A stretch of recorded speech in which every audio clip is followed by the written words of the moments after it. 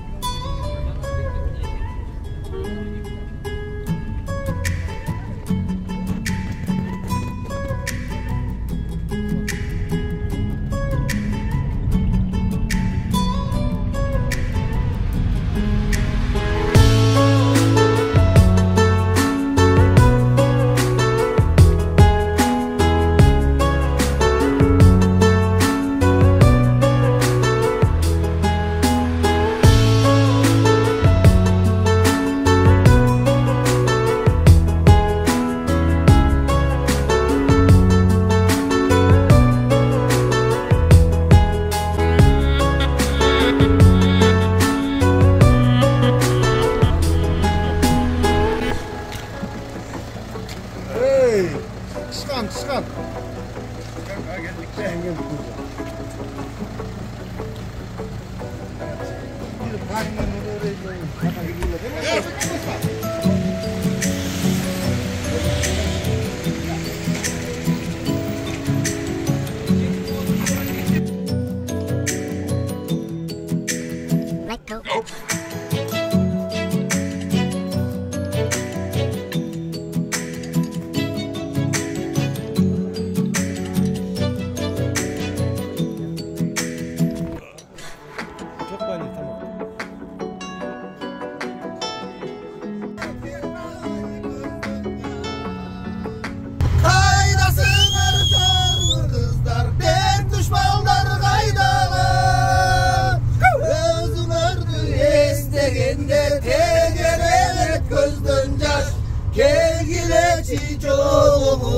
Gönül açı oturuğa, kurgular ansız deli ömür az.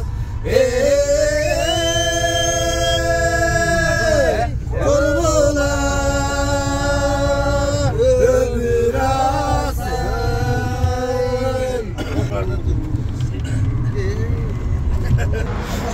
Жалалабадтагы Азамат кафесине келдик буйрса. Тамактанайын деп. Биздин бригада кол жеп кирейик азыр. Киргиле.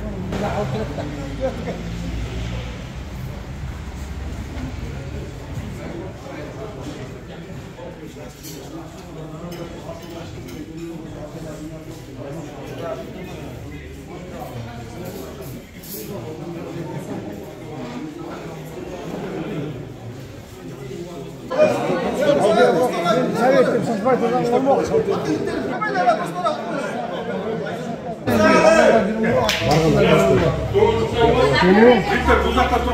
Мен айтарым саған салып өтейін. Шашпай тұршы, мен барайын. Бакендегі Ешматтың классташтары. Бакенде Мақсат деген бала ошол дайындаған екен, 2 күннен бері түсіп жатқан. Окей, шашпай тұршы.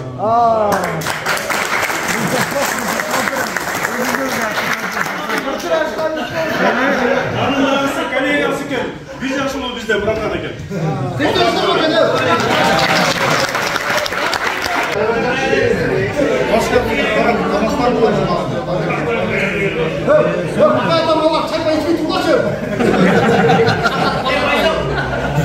Келші Байсал бақай. Бұйырса мына Жалалабадтағы баняға келдік. Ес алу бор-бору дейді ғой. Ушылдай 3 этаж.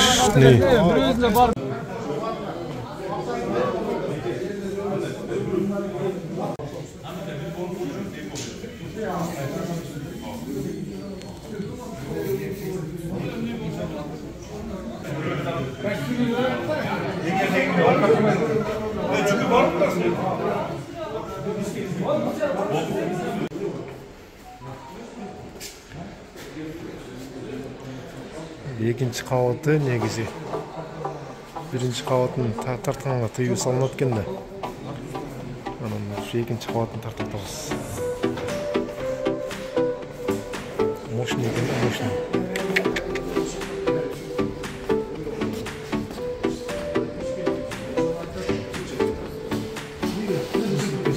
Мосттың істесің үшін.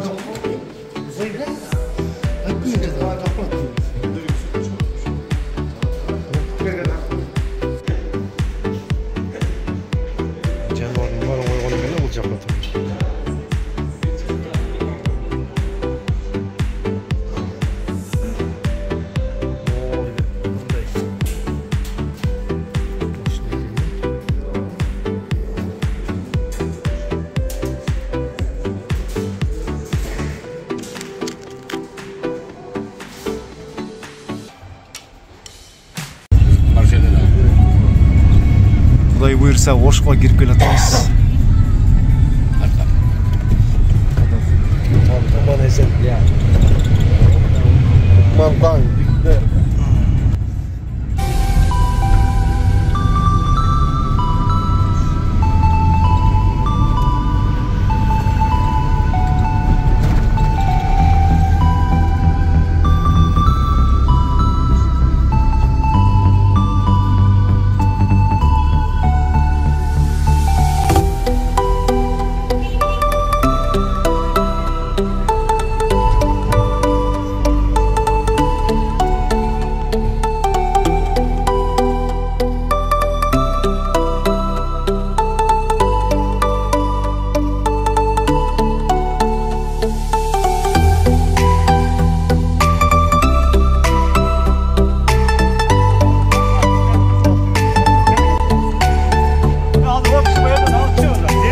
Assalamualaikum. Assalamualaikum. Geldinizler mi? Geldik buyursa Batkenge. Onlar ötüp nanga ötünüzler, nanga hostiyinizler. Ana bir maşvara kılavuz olsun. Assalamualaikum. Nanga hostiyinizler kegine.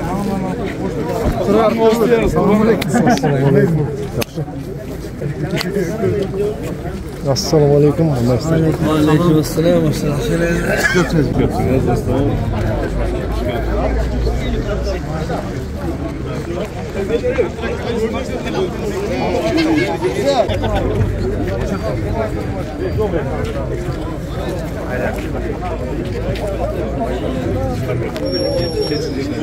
Getireyim de o talkolay.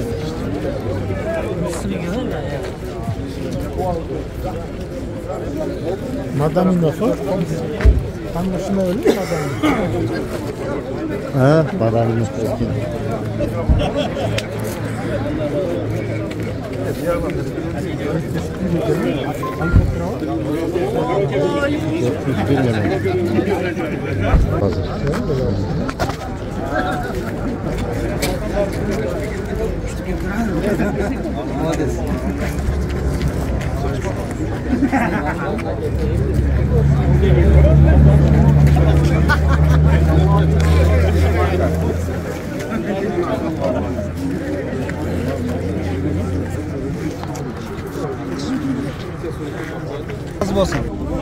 ошондой эле ошончо таласын жигиттердин арасынан кайсы Кыргызстандын кайсы жеринен болбосун келген жигиттер 84-жылы 1984-жылы туулган жигиттердин каймактары избранныйлар десек дагы болот.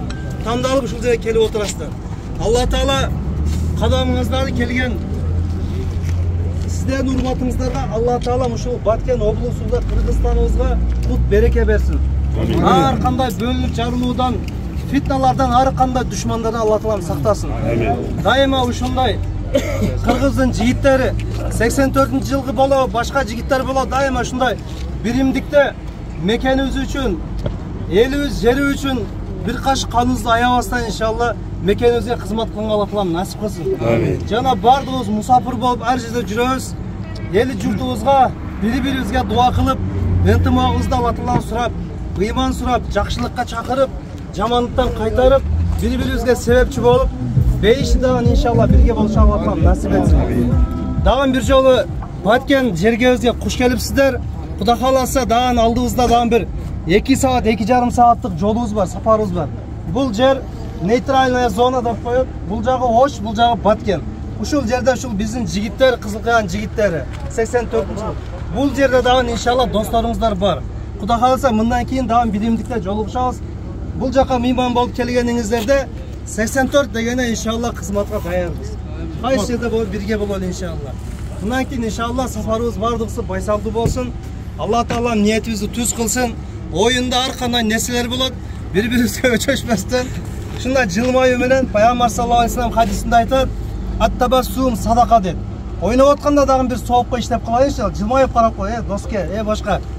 Досум деп ушундай еп койсо иншалла жакшы болот. Кудай кааласа ниетибизди калсан лилла деп барып, Баткен жергесин көрүп, ошол жердеги жашап аткан элдердин жашоолорун көрүп, чектеш жерлерде жашоо кандай болот, ошолорду көрүп иншалла опыт алмашуу болот. Сиздер Казакстан менен чектеш, биз Тажикстан, Өзбекстан менен. Кудай кааласа бири-бирибиз менен сүйлөшүп, ушундай биргеликте иншалла иш алып барсак, Кудай кааласа мамлекетибиз иншалла келечекте өнүгөт иншалла. Ыйманда, достукта иншалла биримдикте болойлу. Аллах Таалам бардыгыбызга ак жол берсин. Амин. Келген ар бир койгон кадамыңыздарга Алла Таалам хасана сооптор жазып, күнөө каталарыңызды магфират кечирсин. Үйлөрүңүзгө эсен-аман кайтканга чейин Алла Таалам элибизди, айылыбызды, үй-бүлөбүздү аман эсен кылган болсун. Биз барганга күлүп, жайнап, жадырап тосуп алыштырга Аллах Таалам насип этсин. Сапарда жүргөндөрүбүздүн сапарларын Аллах Таалам сапарларын бейкатар, байсалдуу кылган болсун. Аллах Таалам үйлөрүндө ар жакта ооруп жүргөндөрдү, ушул жака келе албай калган досторубуздан Аллах Таалам ооруларына шифа берсин. Эртеңки күнгө насип кылып, бардыгыбыз бир жерде бирге ушундай бир жакшы оюн, ынтымактуу оюн көрсөтүп берели иншалла. Дагы мындан кийинки жылдарга дагы ушул оюнубуз ынтымакта жакшырта улана берсин иншалла. Ва саллаллаху таала аля хайри халқи Мухаммади ва аля алихи ва асхаби ажмаин би рахматика. Ассаламу алейкум.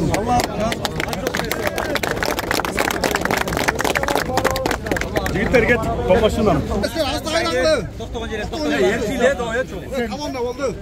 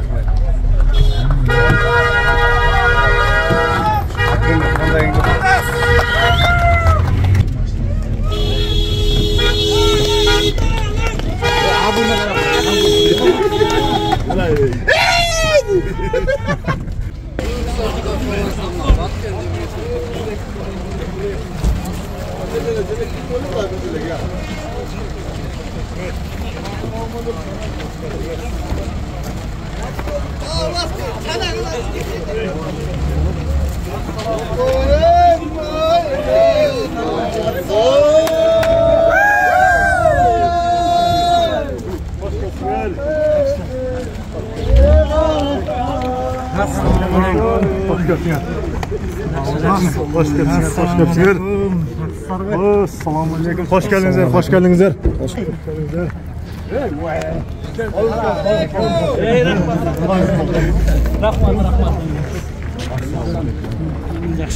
Assalamualaikum. Qandaysizlar?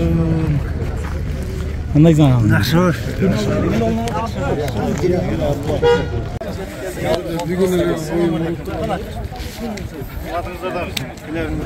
Allah razı olsun. Assalamualaikum. Hoş geldinler dostlarım. Assalamualaikum. Wa aleyküm assalam.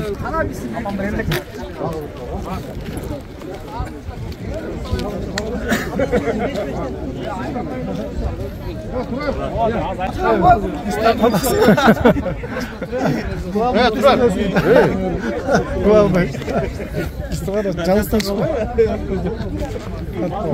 Men özüm de tuş kerak edi.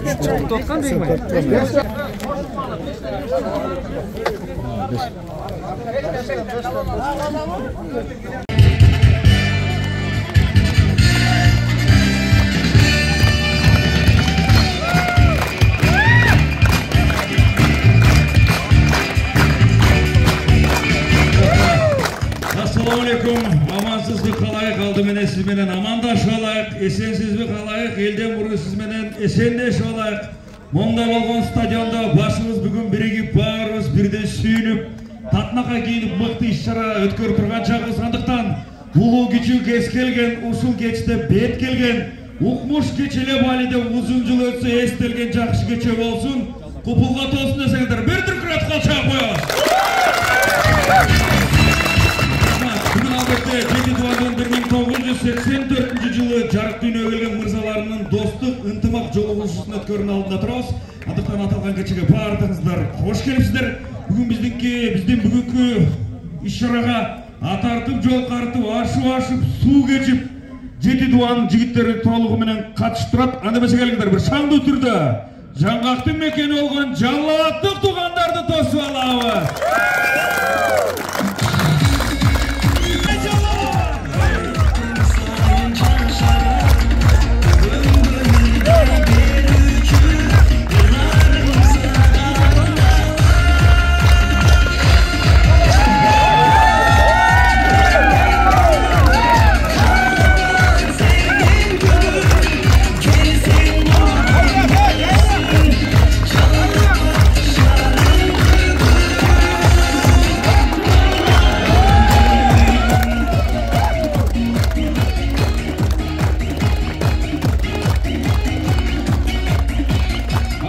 Жалал аттык туугандарыбыздын аркасынан темир тоолук нарындан келген мырзаларды чакырып алабыз. Кол чабуулдар менен.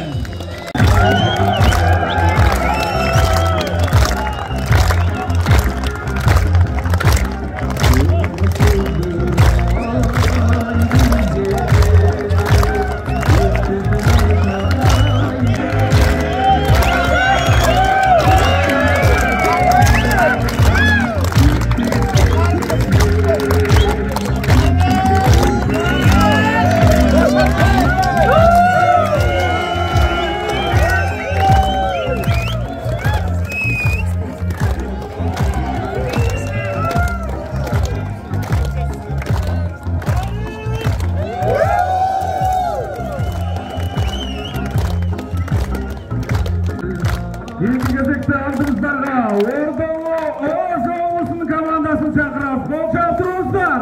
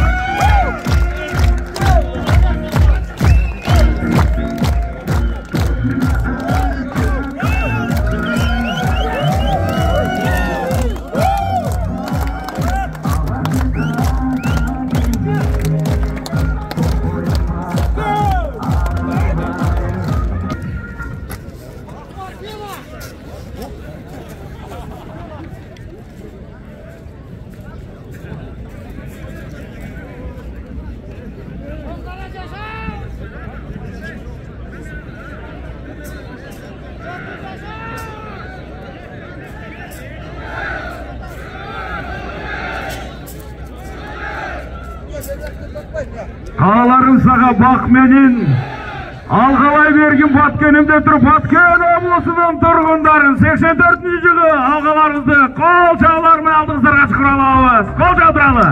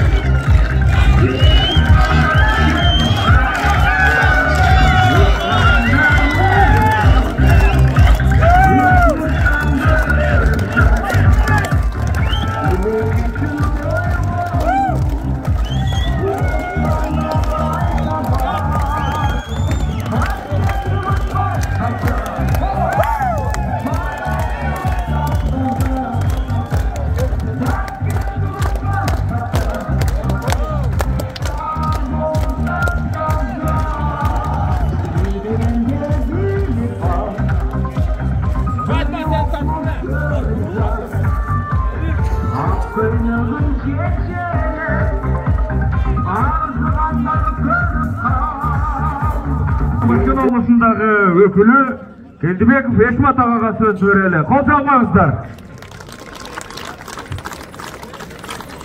Assalamu alaikum. Hurmatlı mehmanlar, hatırlı konuklar. Mına Жеті Дуан Биримдигин ынтымагын сыйлап, мына бүгүн алдыбызга келип отурасыздар. Мына жолугушуу кечесини, ынтымактуу кечесини расмий түрдө ачык деп жарыялайбыз.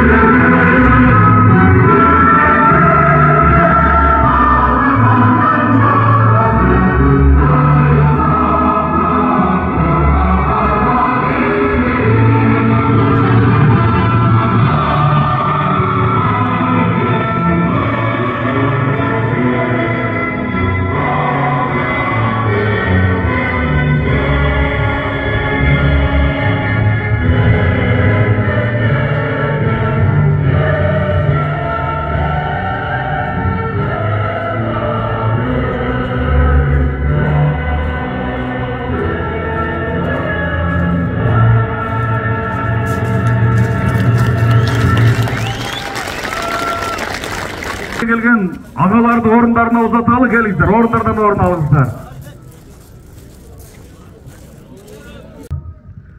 Қоғыз өлкеде жараттып, мекенімізден Алысқы, Нарын, Зықкөл, Чүй, Талас, Ош, Жалабат облыстарынан бері ат арытып, барлық неметтардың бір болған көзімізбенен көрсетіп, бұтымызбенен бастырып, мүмкіншілік берген жаратқан Аллах Тағалаға мақтаулар, шүгірлер болсын. Peygamberimiz Muhammed Mustafa sallallahu aleyhi ve sellem'e salavatlar olsun.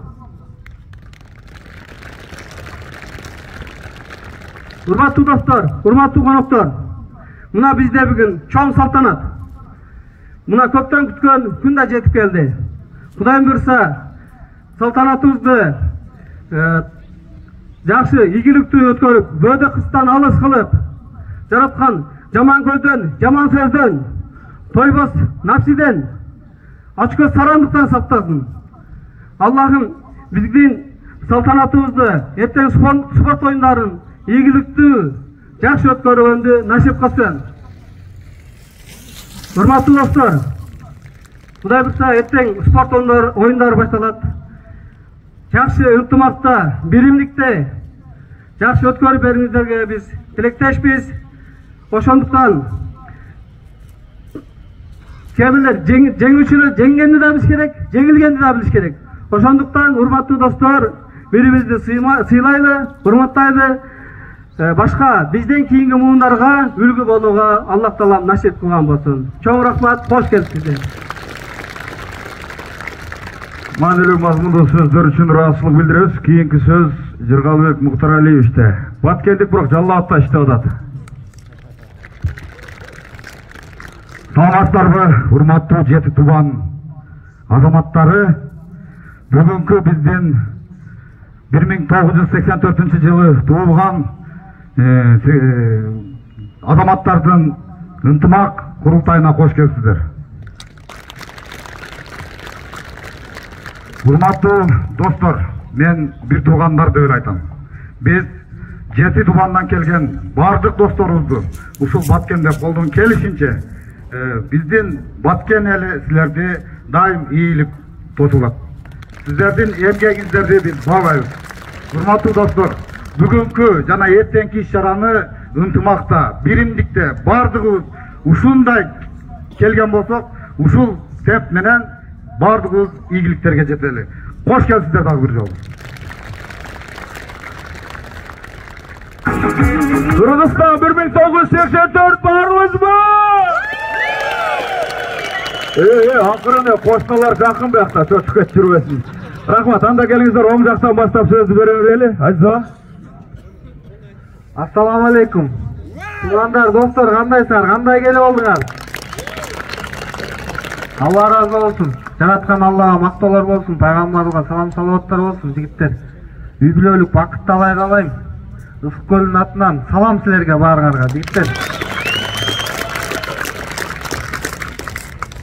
Ассаламу алейкум.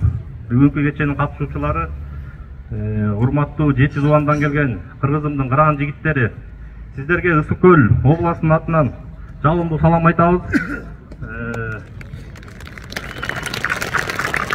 Биз бүгүн аябагандай болуп көрбөгөндөй толкунданып турган кезибиз. Себеп дегенде ушул күндү аябагандай көпкө күттүк. Жети област өзүбүз алакандай Кыргызстан болсок, эмне үчүн Жети област бирикпейбиз? Эмне үчүн Жети област биримдигибизди күчөтпөйбүз? Ошонун негизинде ушул теманы көтөрүп чыгып, ушул күнгө жетип отурабыз десем жаңылышпайм.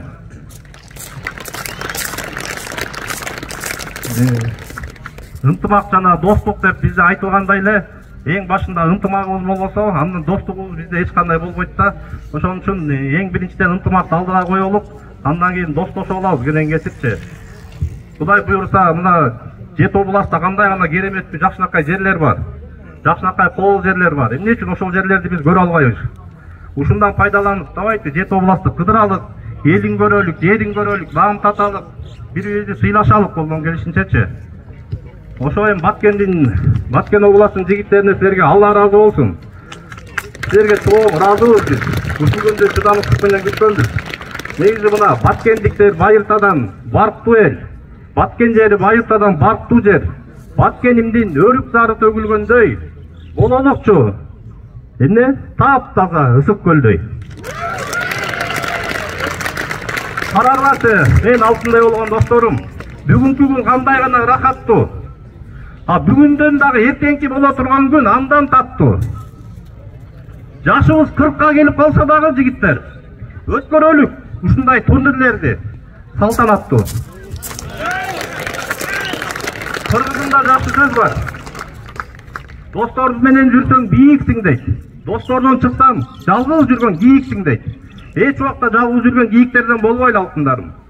Дос деген бул ыйык, достукту биз бекем кармап бекем туталы. Рахмат, бар бололу, бай бололу. Силерге чоң рахмат. Ассаламу алейкум, урматтуу Жети Тубандан келген 84 достор. Салам алейкум. Эң биринчи бизди жараткан Аллах Таалага чексиз шүгүрлөр болсун, анын пайгамбарына дуа саламдар болсун. Бүгүнкү күнү ушул жеке чогулганга себепчи болгон биздин эл жүрөк, сабырдуу, Кыскасын айтсак, өтө кыйын эл Баткен элине, баткендик досторго чоң ыраазычылык. Дагы бир жолу өзүңөрдүн батыр эл, жүрөгүңөрдө жалыныңар бар экенин билдирдиңер. Себеби биринчи эстафета силерге тийди. Шул жактан башталып атканда биз аябай кубанычтабыз. Алыстан болсо дагы жакындай кылып келген жети дуандын жигиттерине дагы Алла ыраазы болсун. Кайсы бир коомдун келечегин көрөм десең, анын жаштарын кара дейт. Бул биздин жаштарга болгон ынтымакты мурас кылып калтыргандын бир себеби болот.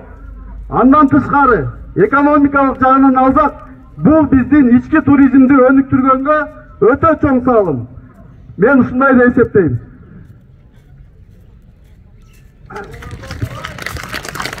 Анан эң биринчиден мынакей оюндар болот. Кудай кааласа оюн бул билесиңер, кыргыздар кызыл кандууракпыз. Эмоционалдуу оюндар болот. Ошондо сабырды оюнда калтырып, ынтымагыбыз кандай баштасак, ынтымагыбыз ошондон да бекемирээк болуп таркайлы. Салам алейкум жигиттер. Келиңиздер. Салам алейкум, жети дубандын жигиттери. Амансыңарбы? Мен деле ушул төмөндө айтып кеткен досторумдун каалоо тилегине кошулам. Баткендин жигиттери силерге Алла ыраазы болсун. Башы эң жакшы. Мен абдан кубанычтамын. Эми биз буякта достордой көп жакшы сүйлөй албайбыз. Кичине кепсенип, катып калсак кечирип койгула.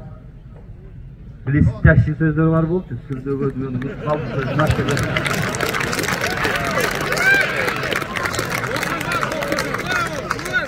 так что кыска эле бололу биз деле. Жигиттер күтүп калды. Айтам саламды.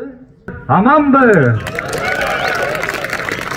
Ассаламу алейкум. 84-төр. Ассаламу алейкум. Урматтуу бир туугандар. Урматтуу 1984 жети дубандын кырандары. Амансыңарбы? Сиздерге ысык салам. Анан кийин бүгүнкү Кыргызстандын башталышы бул Баткенде. Өрүк зарлоо Баткен элибизге, бир туугандарыбызга, классташтарыбызга, бүгүнкү уюштуруучуларга терең ыраазычылык чүй элинин атынан. Ынтымак деген сөз бул абдан чоң нерсе. 2020 жылы декабрь айында ынтымакты мына мен өзүм Чүй областынын губернатору болуп отурганда Чүйдүн жаштары келип башыбызды кандай бириктиребиз дегенде ынтымактын негизинде бүгүнкү ынтымактын негизинде элдин башы оюн менен бириктип жатат. Бирок бул ынтымактын артында жеке гана оюн эмес. Бул Кыргызстандын келечеги, ынтымагы. Анткени деген карап отурсак бир мамлекет, бирок жети дубаныбыз бар. Жети дубандын жети маданияты бар. Жети дубандын жети жаштарынын өздөрүнүн турнирлери, спорттору бардыгы бар. Бирок ошонун баарын бириктирип келип, бир областка чогулуп, ынтымагыбызды даңазалап келе турган мына бүгүнкү күндө 3 жыл болду. 3 жылда кыргыз эли жаштарыбыз бири-бирибиз менен ушундай таанышып, бир тууган болуп, жора-жордош болуп, абдан бири-бирибизге мына сиңишип, бүгүнкү күндө бири-бирибизди өзүбүздүн таанып, бири-бирибизди таанып, кандай деген мына Кыргызстандын ушу Баткен жерине чейин келип отурабыз. Өзүбүздүн мына ынтымагыбыздын негизинде. Бирок турнир болот, спорттон эртең чоң оюндарыбыз башталат. Ал жерден биз өзүбүздүн ынтымагыбызды даңазалайлык. Ал жерден ооба түшүнөм, тартыш болот, уруш болот.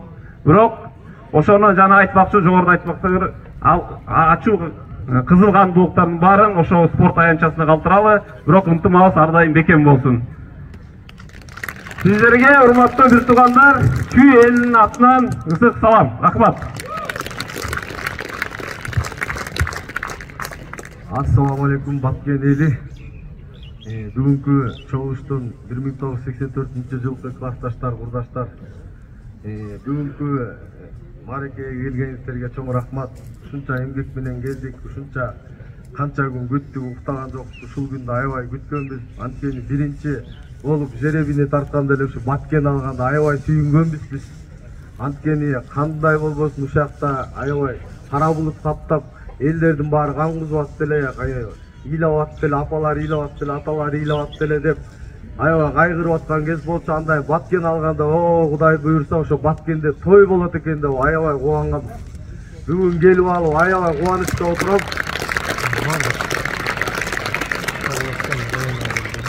Мындан ары Баткенде эч качан кайгылуу нерсе болбосун. Ар кайсы ушул Баткендин айгүл гүлдөп, өрүк зары гүлдөп, Баткен элинде аманчылык болсун, көбөйсүн, өссүн, өнүксүн.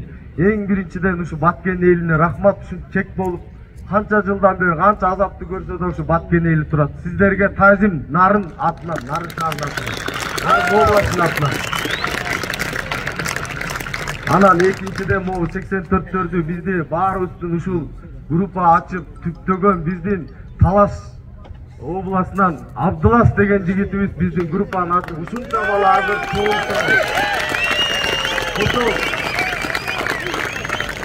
Абдылас деген жигитти бияка чакырып койсок, мына ушунчанын башын бириктирген Абдыласка Алла разы болсун. Анан жигиттер экинчиден ушул Абдылас группа ачкан бойдон калып калган жок.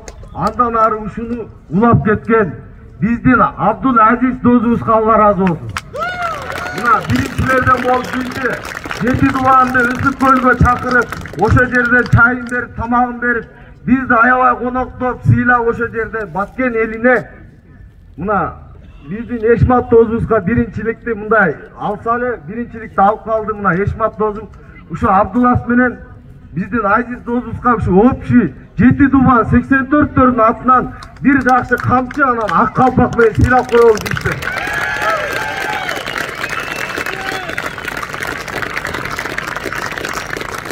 Абдулас досубуз сага да Алла разы болсун. Ушунча элдин башын бириктирген эки гана азамат, эр азаматтар биздин арабыздан чыгат экен. Биз көптү кылабыз Кудай буйрса. Биз только эле оюн эмес, ичип жеш эмес, Кудай буйрса соопчулук иштерди да кылабыз. Алла разы болсун. Мына биздин мына Баткен шаарынын өкүлдөрү келип турат. Сиздерге да Алла разы болсун. Андан кийинки сөздү мен Бообек досума берейин. Баарыңарга ийгилик, кырсык жок, аман эсен кайра өзүбүздүн үйүбүзгө кайтканга Алла жар болсун.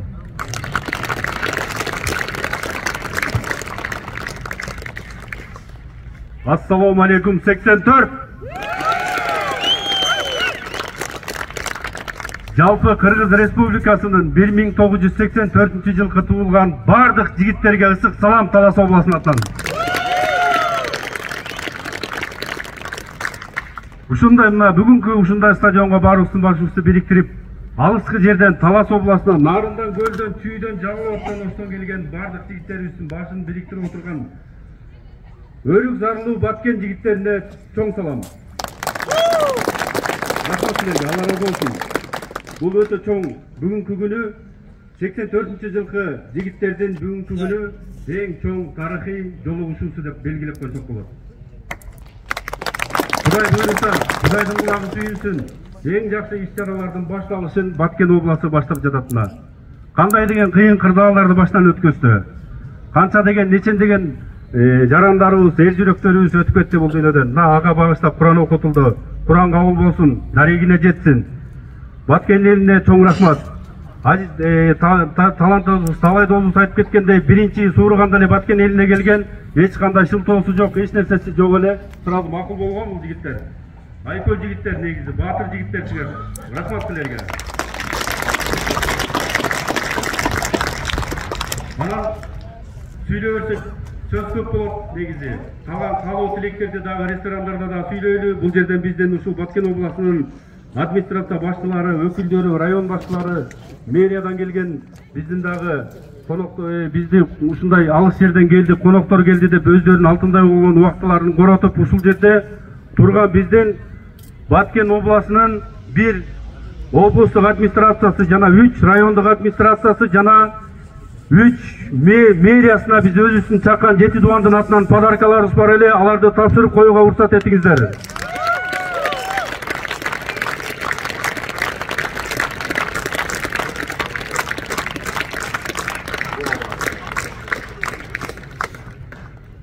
Жигиттер, oyun кырсыксыз өтсүн. Эң башкысы ынтымакта бололу. Эч кандай эмоцияга алдырбай, бул спорт бирөө жеңет, бирөө жеңилет. Бардыгыбыз ушул жерге ойнойбуз, күлөбүз, эс алабыз деп келдик. Эртең кетип атканда да ушундай жакшы маанай менен жаркырап, Баткен элине жакшы ыраазычылыктарды айтып, аман эсен үйүбүзгө жетели жигиттер. Рахмат. Ассаламу алейкум, жети дубан. Амансыздарбы? Аллахга чексиз шүгүрлөр болсун. Ушул күндү насип кылган экен. Мына Кыргызстандын Жети областынан ушул 1984-жылы туулган жигиттерди жүзгөчтүрүп, ушул Баткен областы бизди ынтымакка чакырып, биримдикке чакырып отурган бүгүнкү күн ушул жана достор айткандай 1984-жылы туулган жигиттердин тарыхый күнү десек дагы жаңылышпайбыз. Биринчиден ушул алыстан келген Ысык областы, Талас, Нарын, Жалал областынын жигиттери, Баткен, Ош областына куш келипсиздер демекчимин. Дайым ушундай ынтымагыбыз бекем болсун. Дайым ушундай биримдикте, ынтымакта жүрүшүбүз Аллах насип кылсын. Эми эртең спорттук оюндар бар. Аларды дагы күчтүүсү жеңсин. Эч кандай ызычуусу жок. Бүгүн кандай маанайда келсек, эртең да ушундай маанайда кетишибизди Аллах насип кылып, үйүбүзгө аман эсен жетип алышыбызды Аллах насип кылсын. Дагы бир жолу ушул Эшмат баштаган баткендик достор силерге терең ыраазычылык.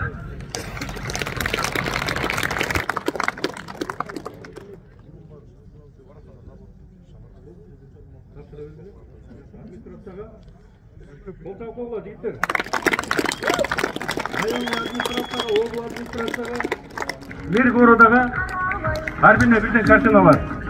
Анан ошону менен бирге жигиттер Кыргызстаныбызда ар дайым тынчтык болсун деп Баткен жигиттерине бир чакан подарка алды элек. Жалпы Жети дубандын атынан жигиттер.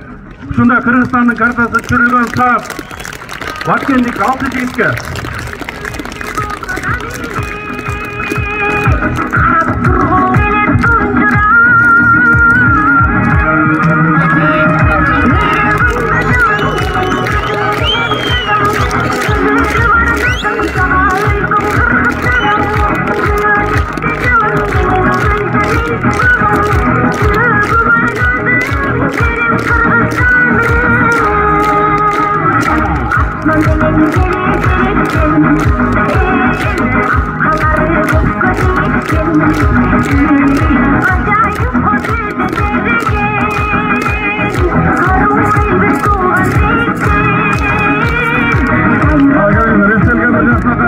Şolalı estelik, koca sıra.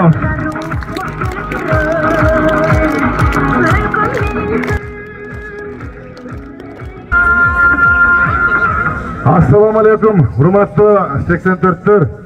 Siz kandayсыңар? Бүгүнкү улуу майрамыңар менен куттуктайм. Себеби Кыргыз элинин тарыхында бүгүн Кыргыз тил майрамы туугандар. Ушундай сонун телевизия майрамында улуттук сонун сезимдерди чогулткан 84'түн Баткендеги алгачкы мааракесинде туугандар жолукканыма кубанычтамын. Кош келиңер баары. Рахмат. Эми 84'төн ар кимис ар кандай айтты. Мен да өзүмдүн оюмду айтайын туугандар. 84'төр өзү аябай тарыхый күндөргө абдан туура келет экенбиз. Себеби эгемендүү Кыргызстандын эң алгачкы окуучулары бизбиз. Биз мектеп болгондо сайыстарга кеткен. Эң баягы мектепте печенье, чай бербей алган кордукту биз көрдүк туугандар. Туурабы? А кезде деле акча бар болчу. Бирок акчанын ордуна жанагындай жүгөрү, буудай иштечи да мындай. Вино, анан эң чоң валюта бул тоок болчу. Братандар, айрыкча жана 81-80 ушундай чувствоону бергенде чуркап баратып, бирөөнүн жаштагы эле коруп турган тоогун шүк кирип кетет эле кетет. Ошентип чоңоюп, анан дагы бир тарыхый окуябыз. 21-кылымдын алгачкы бүтүрчүлөр экенбиз туугандар. Сонун күндөргө дагы келиптирбиз. Rahmat. Anam 2011 kuraya şu tıştık bol 10 yıldığımız жақсы эле өттü. Anam 20 жылы өз үстүн чыккан жылыбызда карантин болуп калып кичине мындай недовольный болуп калдык 84-тө. Бирок анткен менен таштын эки бети бар экен туугандар.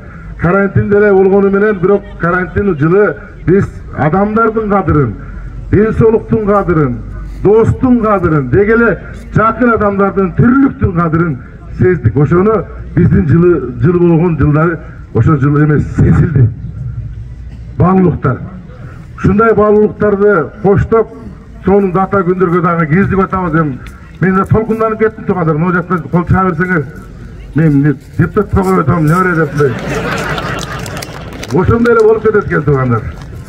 Сонун эме кубанычтуу, действительно мынагу маареке мага аябай ылайыктуу экен да. Артистке себеби мен ар бириңердин жериңерге кыдырып барам. Мынау көпчүлүк азыр эми соцсеттен чыгып алып мына ушуга окшогон бизге окшогон маарекелерди сынга алып атышат. Эми бул эмне деген эми жакшылык эми баардыгы чогулуп, эмне деген расход, эмне деген ысырап дейт туугандар. Эми эч ким кыйлаган жок го, биз өздүк даяргар менен келдиңерби? Эч ким кыйлабайт туугандар. Жүрөгүндө, көңүлүндө болсо аны эч ким токтото албайт экен туугандар. Бирок туугандар, бунун эмнеге пайдасы бар деп айтып атышат, бирок мен бир пайдасы бар экенин анык билем. Мен Кыргызстанды 20 жылдан бери кыдырган адам катары мына ушул майрам, ушул Кыргызстандын 7 дубаны чоңулуп өткөргөн маареке эң чоң кыргыздын ичине илдет болгон трайбализм деген балекеттен кутулабыз.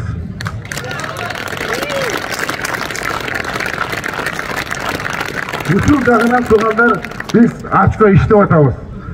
Эң жакшы жагы ушул. Эми жаман жагы болгондур, бирок туугандар биз бирибизден жакшылык издейли. Эми мен биринчи жолу келип атам да, буга чейин көздө жолугушту, анан аябай бүйүр кызып баштады. Спорт аябай катуу оюн болгон турат. Эми билем туугандар, биз кыргыз эли өтө баатыр элбиз. Керек болсо президентти, ген прокурорду маңдайына отуруп алып милицияны сабаган элбиз.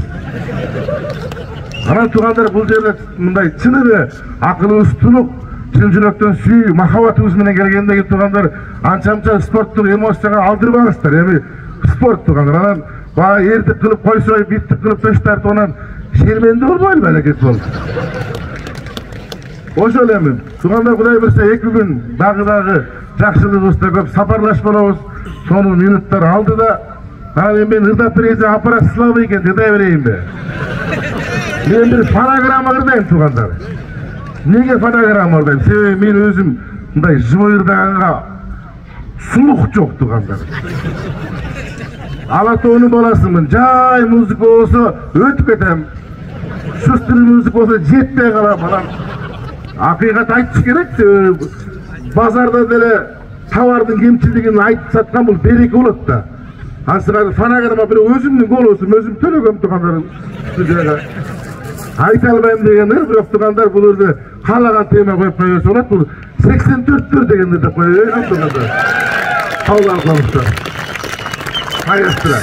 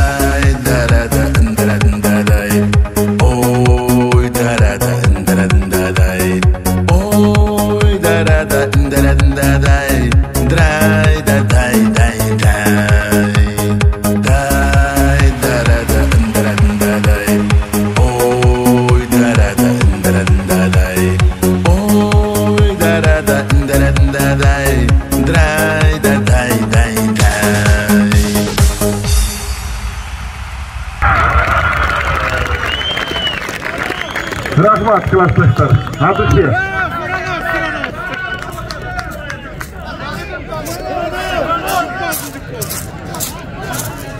Atağın bunun ardı bilgende ilk önü çıkarmak benim. Birine uçtuk da neyse arkadaşlar.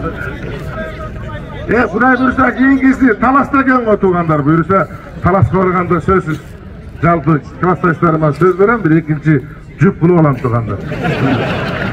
Жалгыз. Эми убакыт кеңирлеби ya.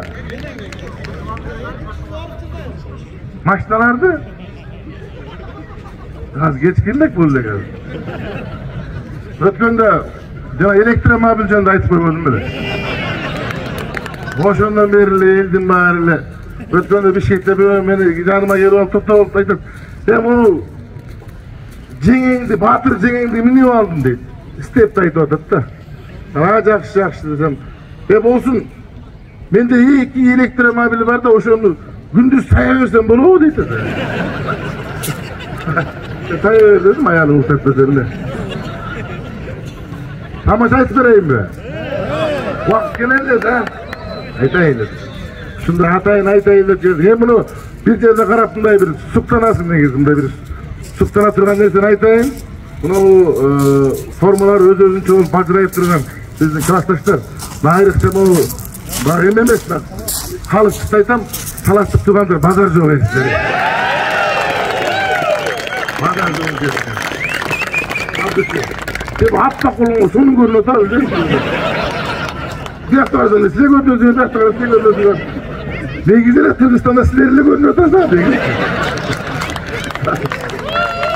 Anladım.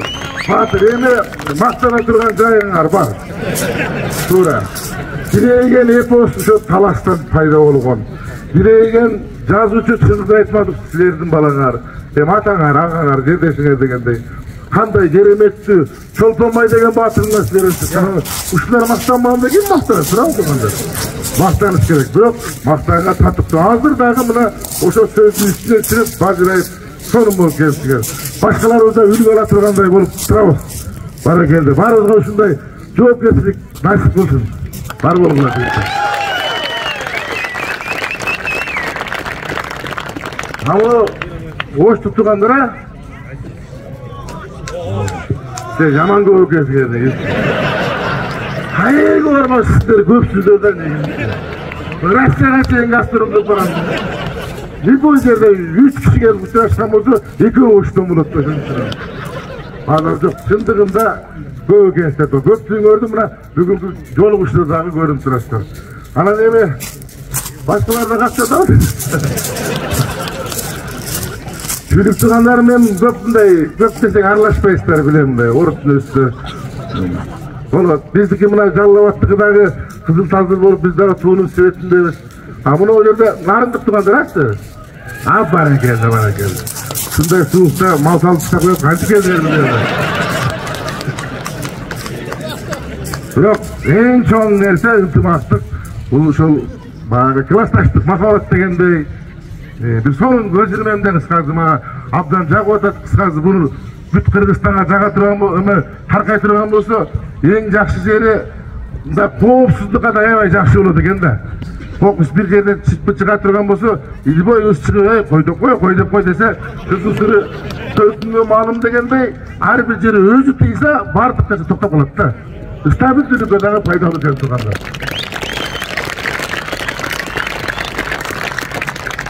Rahmat. Anan jengelerim çıkıp aytıp aldı, elektromobil jönünde aytsam. Bolsun ne sen hayaldardı şıldыңдап. Erkeklerdi aytpayсың dedi anamda. Fantaziya kılıp koydum ben de. Siz de fantastik adam da öyle oğlan da. Maşinalar jönünde. Ulap koydum. Figo menen Porter üylönüptü. Garajda. Kızın padruşkası Matis eken. Porter'den güvece olaşu Sapok eken. Ana kadimgidey garajda toynurdu, başta törde oturuşatken 5-7'ler törde oturacak eken. Ayıldan soroktor gelipti. Gazetleri gelipti. Uas menen, pitimesli uaslar Tigi kafede bökөл eкен туугандар. Окшошот экен ушу, комбайндар келишкен туугандар. Тойго. Жанагындай кичинекей балдар тамак менен фу деп жүрөт, гаражда той болот дейт. Биринчисине бензин, экинчисине автор беришти дегендей туугандар. Эми тамаша турган ушинтип иштеп атабыз. Мына азыр көпчүлүк айтат, мына кыргыз эли, мен Жеңиз элимде ойлочумун. Мына карантинден мурдачы şu kırgızlar birbiri менен чуук менен чуккандан башка мындай жакшы жагыбыз бар болду экен деп жүрдүм эле. Көрсө баягы жаман болмойча жакшыны ажырата албайт экенсиң да. Карантинден кийин аябай байкадым. Кыргыз эли дүйнөдөгү алдыңкы жоомарт элдин 20-сына катарына кошулду.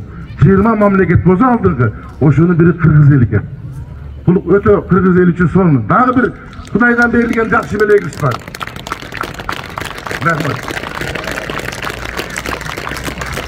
Kudaydan belgen jakşı belegimiz var.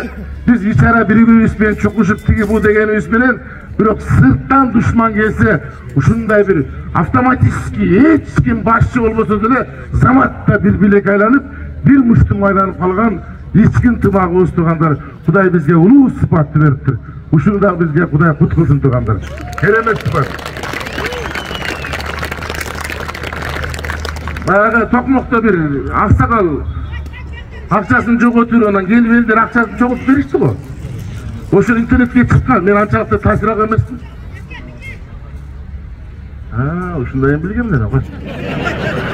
Мен туугандар сүйлөй берем, атайын сүйлөйм деп келгем. Себеби туугандар намаз убактысы болуп калыптыр, Кудай берсе 2 күнгө чейин микрофон жанындамын. Мени көп иштанга көтөрдү келе. 100 метрге чуркады келе туугандар. Aralaşıp Kuday berse sonun gündörde çokot görürüz. Bayram var men agayda. Rahmat, Rabbim direli. Bolsun da keyif aldığımızda oldu. Moğutuk, son koyup tursanız sizlerde etkip tutkan deftele oylabay. Bunlar için de asırga mevsimlerde ayrılgan namaz okusuları. Okulsa bulut, adabese keyinki sözdü. Ya Bolsunbek Baykem aytkanda özgöçe çüstalardı belek kılgan 83'lerde aldığınızlarga kutlukta sözgö çıkıp koyun. Kelgizler. Patentler sida ata. Kut Mabay. Mabay ya. Ya onun tayırı var. Gel gel. Баткендиктер сыйлап атат буюрсам мынакей. Жакшы өтө. Бар шабар.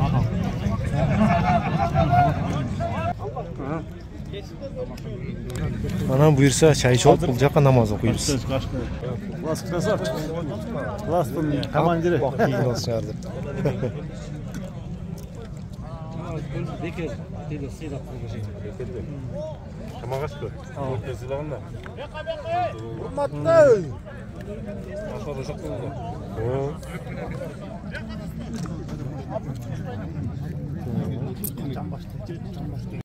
Бирза шам окуп алдык. Жакшы. Тамак келип калды. Курдак кылыптыр. Анан Баткенде билесиңер да. Не экен? Ушу менен сыйлап атат да жинак. Баткенде бунун кени да күн сонунда. Жакшы буюрса. Намаз окугандар өтө көп болду. Башта барыбыз намаз окудук. Жакшы, эми бул биринчи чыгарылыш, эми кийинки чыгарылышы только оюндарын тартам өзүнчө. Ушу менен жыйынтыктайык видеону. Экинчи бөлүгү жалаң оюндар болот эми. Көрүшкүнчө.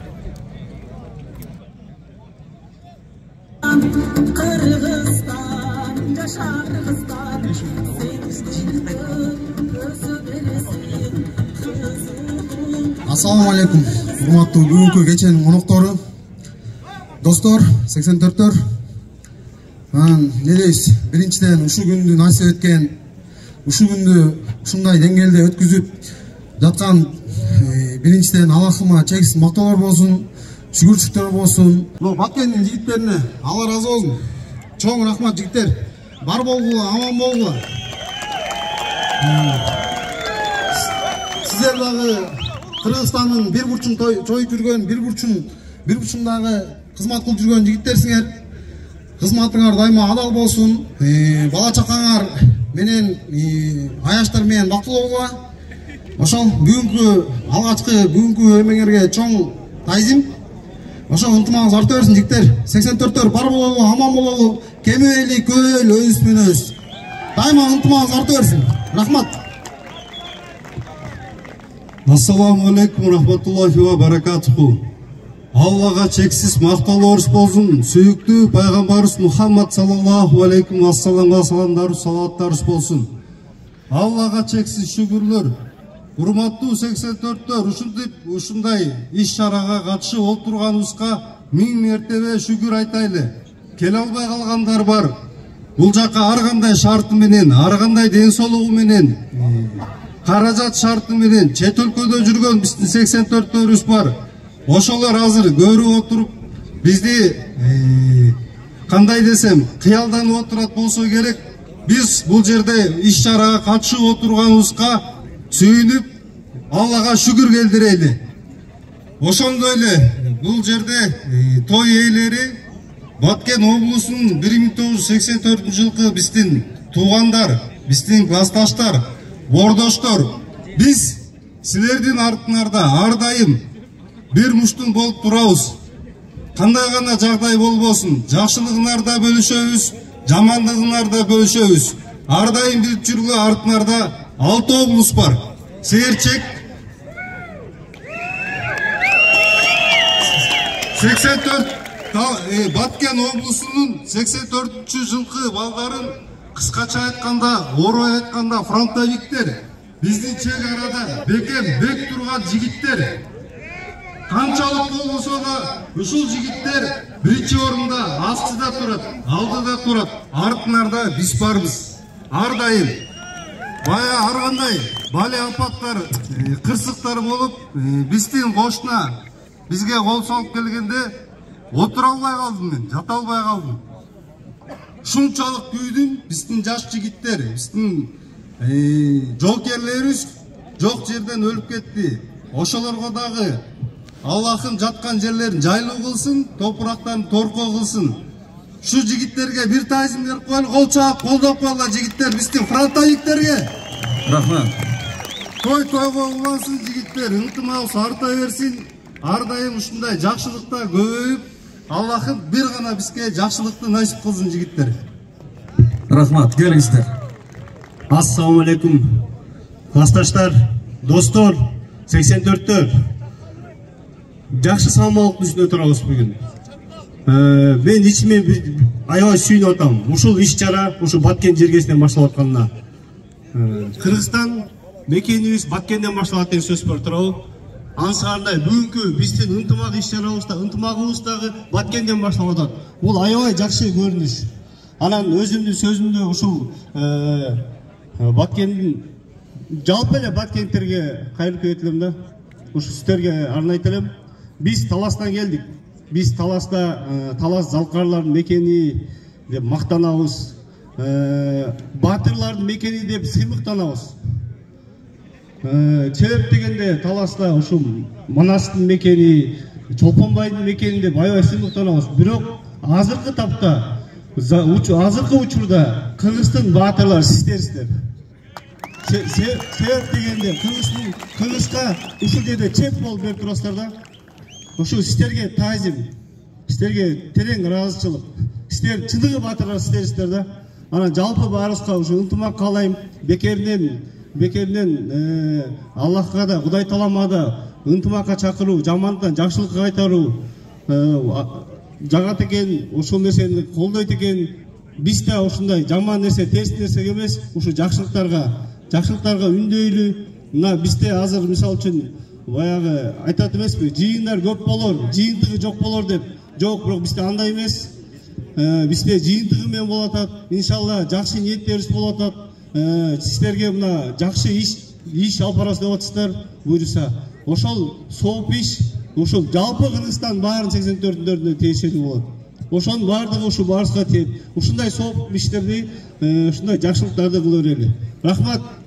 Рахмат, ыраазычылык билдиребиз. Келиңиздер.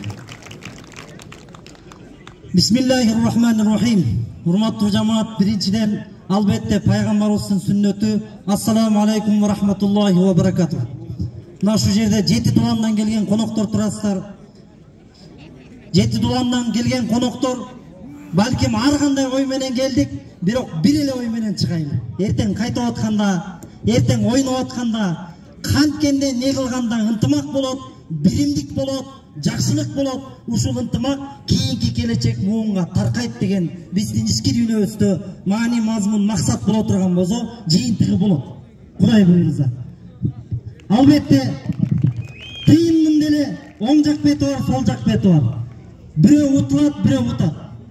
Жеңилгенди да билейли, жеңгенди да билейли. Кайсы инсан жеңилгенди да билип көтөрө турган болсо, жеңгенди да билип көтөрө турган болсо, мактанып кетпей турган болсо, мактоо Аллага таандык. Кудай буйрса, Кудайдын мактоосу болот, Кудайдын сыйлыгы, адамдын рахматы болот.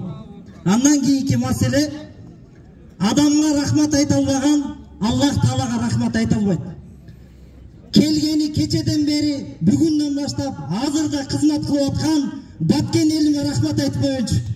Кызматчыларына кечеден бери уктабай, бүгүндөн бери эс албай, чарчабай, чалыкпай, кызматын көрсөтүп, берге отургула, берге киргиле, мына жерден орун алгыла деп, ушул Баткен элим мына насип болгон экен. Баардык областты көрдүм, бирок Баткенди көрө элек болчумун. Рызкы да кайып. Баткенге де Аллах Таала рызкыны чачып койгон экен. Рызкы даамын, сыстык. Сиздерге таазим, рахмат. Ушул ынтымак балким азыр башталып аткан болсо, кийинки жылы жаздын убагында Таласта сиздерден балким ашабызбы, жетпей калабызбы, жетип калабызбы деп, бирок ашабыз деп турабыз. Сиздерди ушундай кылып эле күтүп алабыз.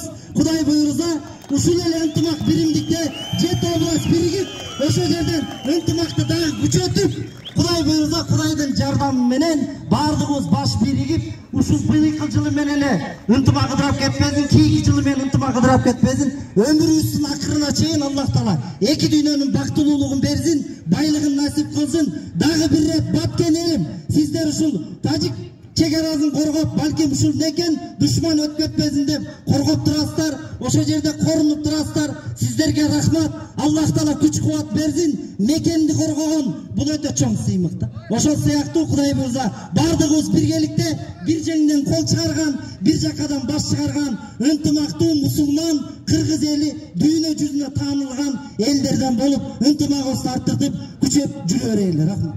Рахмат. Бөөк байке. Рахмат, келгиз. Ассаламу алейкум. Жана 84-те учурашты элем бүгүн. Ассаламу алейкум 2001 жылкы бүтүрүүчүлөр деп учурашайынчы. Кандайсыздар? Жигиттер, жана бул жерге чыгып микрофон кармап турганда ушундайынан, моундайынан бүт Ош областы, Жалалабад, Көл, Талас, Чүй деп бажырайып отурат эле, чото могул жерде жок да мындай. Азыр көрүнөт экен могул жерден бардыгы. Ары бери басып кеткен окшойт, мейлеми. Мен эми айта турган сөздү айттык, калып электин баарын айттык. Бир нерсеге бир кыскача бир анекдот айтып кетейин, эми силердин маанайын бир аз көтөрүп коеюн. Орустар менен кыргыздардын тоюн салыштырып атат дейт. Орустарда саат 8 десе элдин баары келип отурган, кыргыздарда саат 8де эч ким жок. Орустарда саат 10 той башталды, 2 жашты чыгарды, калып электи айтып атат. Кыргыздарда 10да эч ким жок. Орустарда саат 12 той алды уже кетип атат, мас болуп калган, кыргыздарда 12 жаңы башталып атат той. Тойдун ачылышында ким сүйлөйт? Аксакалдардан уруунун башчысы өтүп кеткен экен, кана чоң апа сиз чыгыңыз десе 100гө чыккан чоң апа чыгып алып тоз сүйлөп атат дейт. Тозу болсо 4,5 метр кагаз дейт. Саат 1,5 болгон баягы чоң апабыздын тосу бүтө элек дейт. Саат 2де элдин баары уктап калган, жарымысы 2де тосун менен майланайындар, бактылуу болгула, 2 жаш шу менен сөзүмдү бүттүм десе элдин баары туруп бүттү окшойт деп койгонса, кагалай мен ырдайм ай деп коет дейт. Ансагандай мени бул жака ырда деп чакырышты эле, мен да ырдап коеюн эми сиздерге.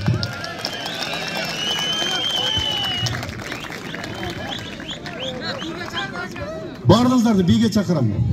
Могул жери батпай калганча. Бийге чыгыңыздар.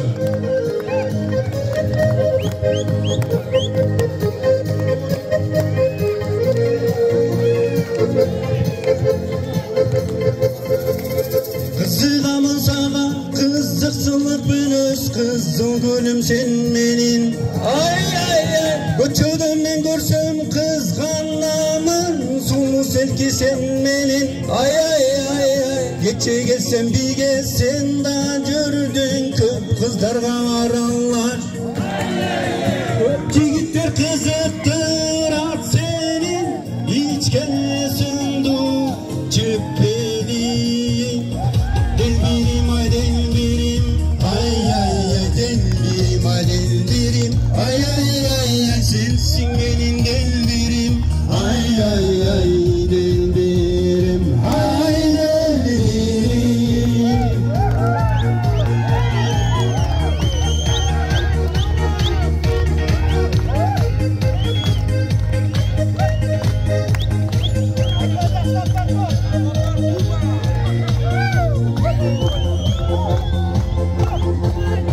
Gece girdin sen düşünmem benim canımdasın yaş gelin.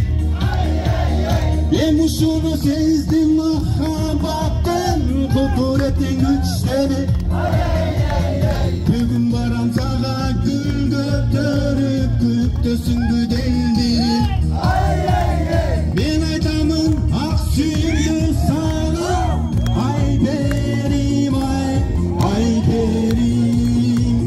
Delbirim ay delbirim, ay ay ay delbirim ay delbirim, ay ay ay ay sensin benim delbirim, ay ay ay delbirim, ay delbirim. Hop hop hop.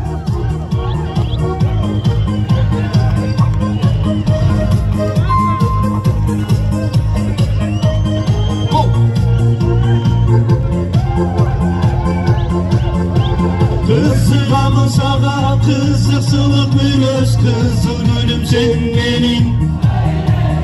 Bütünümün görsem kızganamın sulu sevgi sen benim.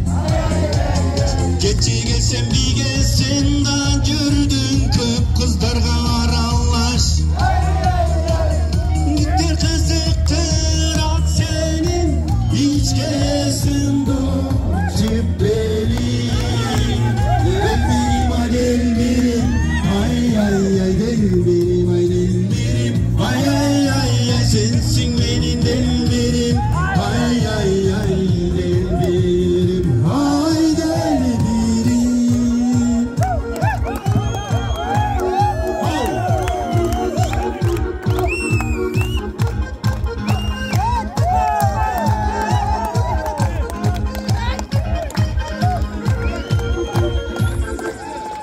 Çok rahmat. Dostum kadar tebrik olun. Assalamu alaikum.